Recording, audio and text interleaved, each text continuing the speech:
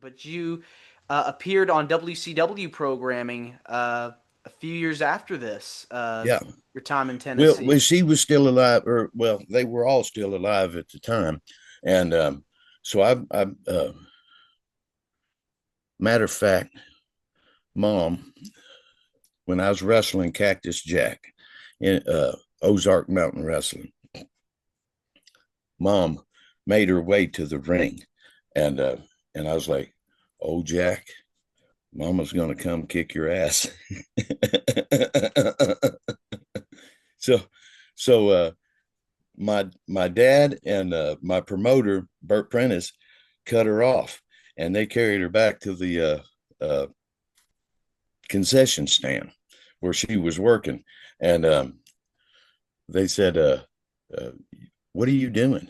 And so whenever I got out of the ring, I went up and I was sitting in the dressing room, and I was beat up, and so I was like sitting there, and Mom opened the door, and she's just checking on me, and I said, "I'm all right," and she says, "Michael, you make that stuff look too real," and I was like, "Oh, Mom, that was Cactus Jack's part."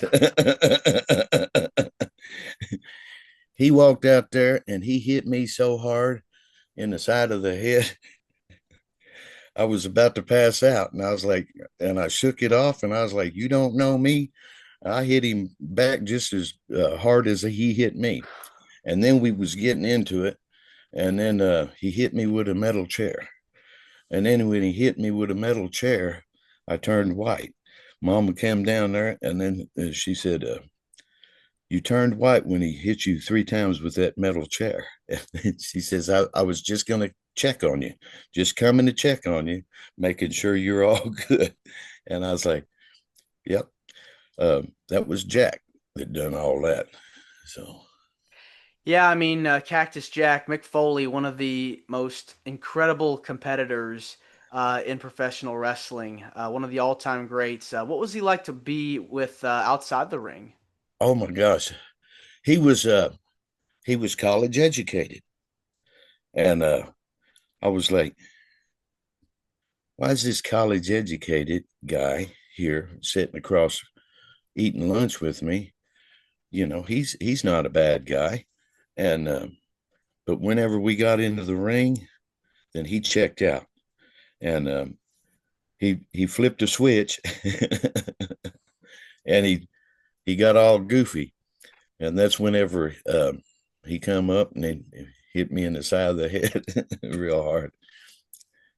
And but he was matter of fact, later on in life, after I uh, semi-retired, um, I'm not retired yet. Um, but he was at the Nashville Fairgrounds, and he said, "Well, I went to see him."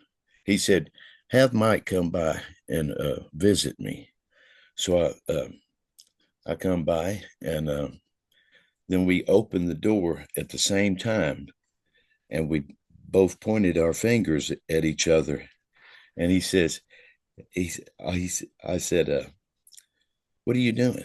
And he says, "Hey, come here, come here," because I wasn't booked that night. So I went into the dressing room, and he said, "Oh my gosh, me and you clicked." And we worked really well together because I was in a fight for my life. So he says, "We clicked. Why didn't you come to WWE?" And I was like, "I was there, but I didn't stay that long because a bunch of my enemies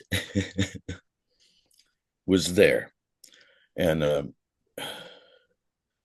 the Spiders, the Headbangers was one of them.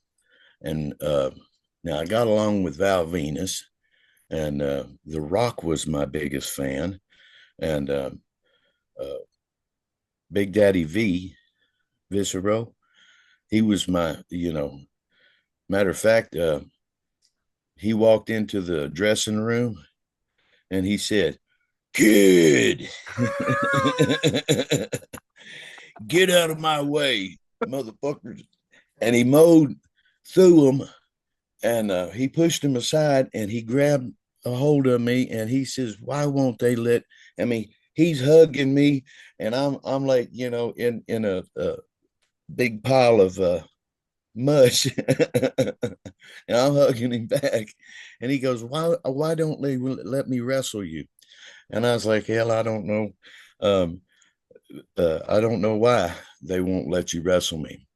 So whenever I got back from California, I took a 8 year leave and didn't wrestle for, well, I did start out there, start a wrestling crew, and it was SAW.